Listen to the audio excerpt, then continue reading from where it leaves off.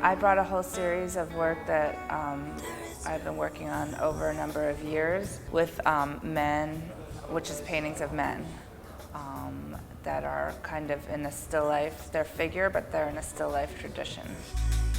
All my paintings from observation, and I use only natural light as the lighting source in the painting.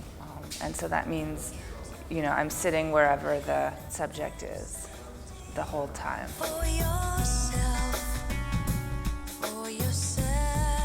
This was one of the first paintings I made in the series. I think that's in some ways why it's so far.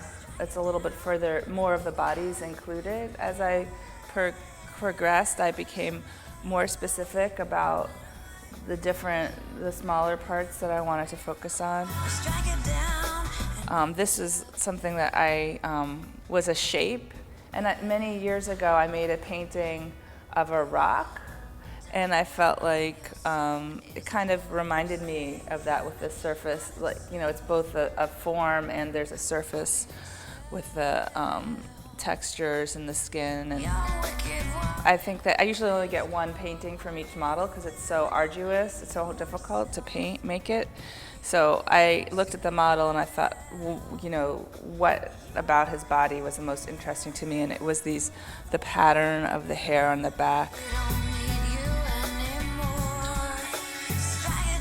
I think one of the reasons that the paintings became more detailed is because it happened with this painting, because I started noticing all the pores in his back and everything, and I really wanted to get those. They were really interesting. And then once you get to that, once you're painting all the pores, then the whole painting becomes that much more highly realized. And so this is the painting that kind of led to that level of finish. The way I can, which means that I'm really learning about the subject as I'm sitting with it over that time. Because when I first see something, I don't necessarily know it. I'm responding to it, and I get to know the subject as I'm painting it. I guess it is definitely a quest for knowledge in a certain way.